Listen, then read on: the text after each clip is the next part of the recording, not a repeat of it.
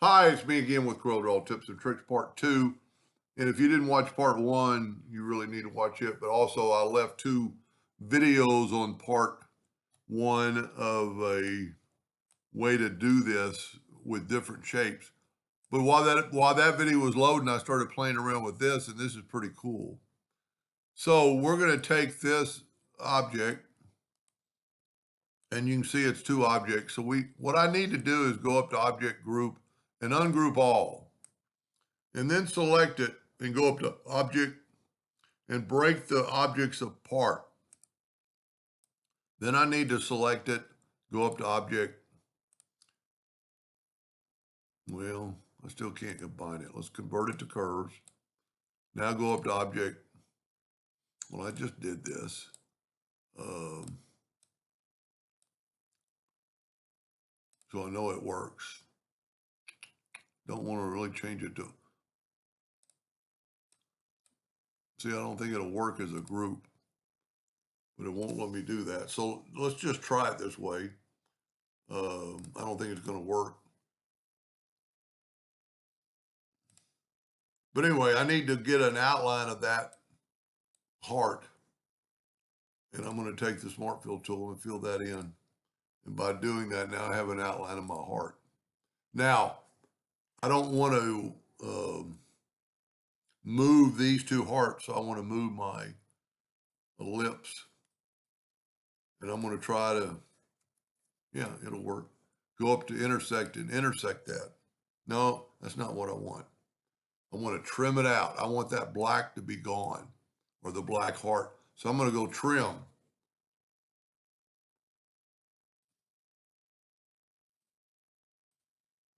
Yep, and it worked. Then I can move this right back up, and let's make it red so it kind of stands out. Sorry, that was a little bit confusing. Let's do that again. So you need to,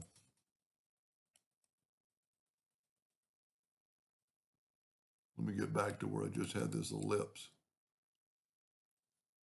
So anyway, I've got a group of 12 objects. Go up to Object, convert them to curve, select it again, go up to Object, ungroup all.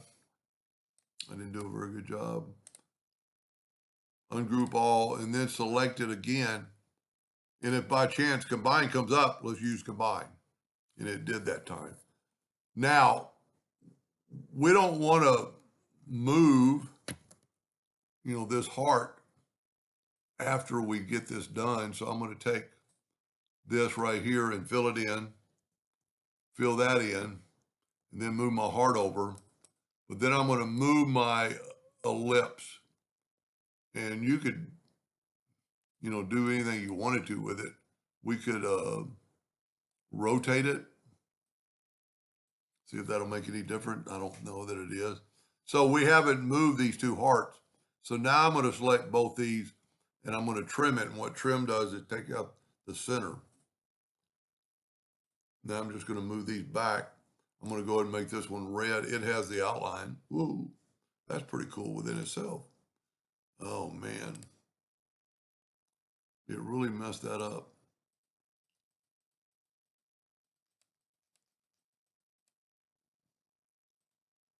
Wow. I must have hit a wrong key.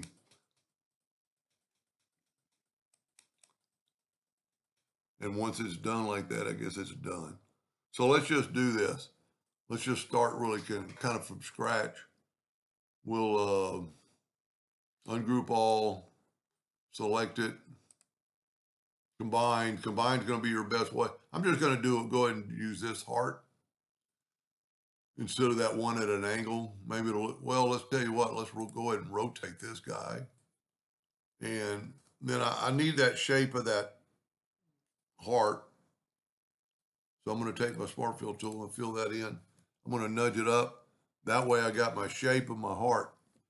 Now, like I said in the first time, do not move the 2 hearts. Let's take this object and just kind of move it up. Doesn't have to be in the center. Then select them both and trim. And trim is going to take away that heart. Now let's go ahead and Let's get rid of that box. Let's go ahead and make this red. And then just move it up.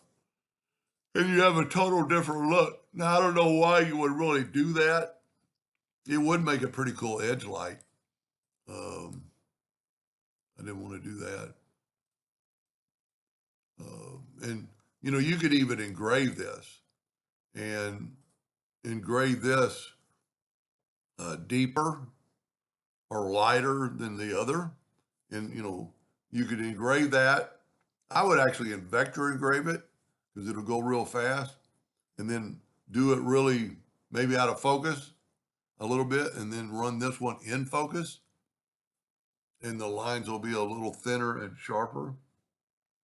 I actually like the one that's on the tilt. But anyway, I hope that gave you an idea or two, and thank you for watching.